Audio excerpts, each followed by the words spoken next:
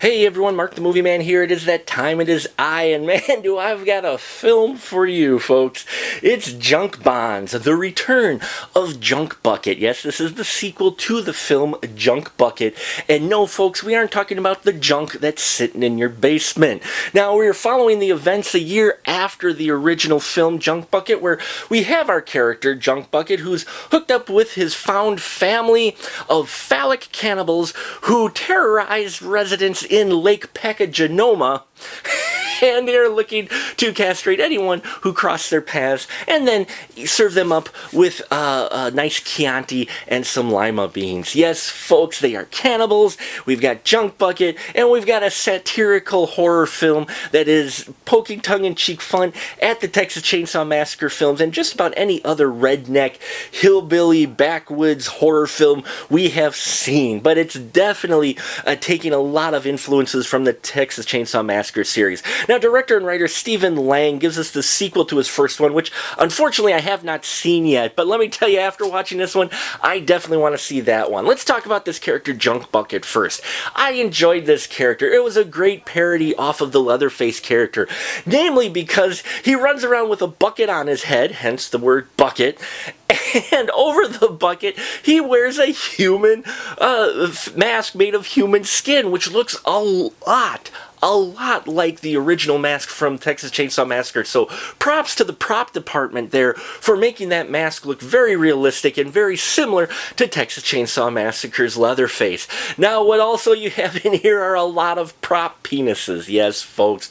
I think out of all the horror films I've seen over the entire movie watching career, I think if you added up the number of fake phallic penis props that you've seen in those films, added them all together, still would not equal the amount of phallic props that are in this film. After all, it is called Junkbucket, so you'd expect to see a lot of severed junk, and severed junk there is, folks. It's the joys of underground cinema not falling under any regulation from the MPAA and telling you whatever the hell they want type of story, and Junk Bonds is definitely doing that. Now, I love this other cast of characters that you had in here besides the Junkbucket character.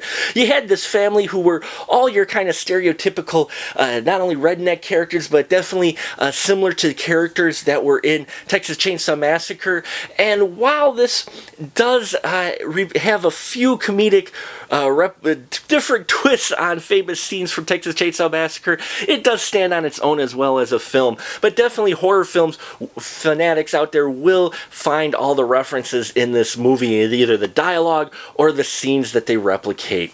Now, the performances in here, as I mentioned, were really decent, not only by the family characters, who I enjoyed every single one of them. They are definitely out there and outrageous and over the top, which is what you wanted, but the victim characters as well were very entertaining. You got a guy in here who's got a van full of strippers that he takes for entertainment, and that's of course where you get your gratuitous nudity, not only in your phallic props, but you do get your 3 Bs. Well, actually, in this case, I think you get 4 Bs. You get breasts, blood, body count, and balls. Yes, there are plenty of balls, though they aren't exactly attached to their owners, but that's okay. It's part of the story.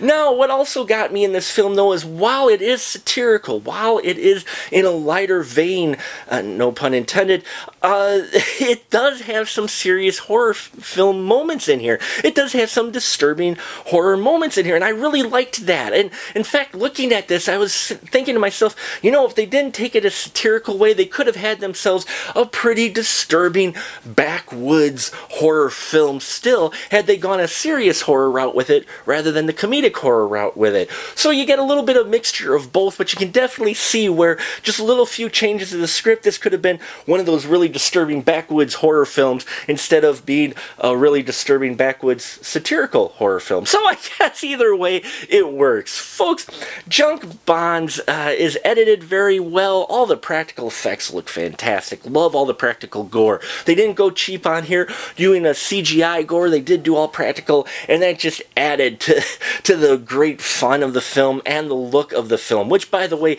does have a high production value look for the budget that it was shot on. It was funded by Kickstarter, and it's just a lot of fun. So fans of underground independent horror cinema, you should check this film out wherever you can. I'll put the link down below to their Facebook page, their homepage, so you can find out all the information and if they're at a festival near you and how you can get a copy of this eventually when it will go to DVD. I mean, really, seriously, this is a film that, if it's not spied by Troma, then Troma isn't living up to its name, because this film would fit right in. Actually, in fact, I think this film would even have Lloyd going, yeah, I don't know about this one, because it is just that over the top. So check out Junk Bonds, The Return of Junkbucket. Definitely an interesting film, one who's looking for someone different in your horror film, looking for a little bit lighter, poke fun at the Texas Chainsaw Massacre films, and who's not disturbed by a whole lot of fake phallic symbol objects. Well then, Junkbucket is definitely going to be right up your alley. And that'll about do it for us here at The Final Cut. Till next time, folks, remember, keep that ticket stub.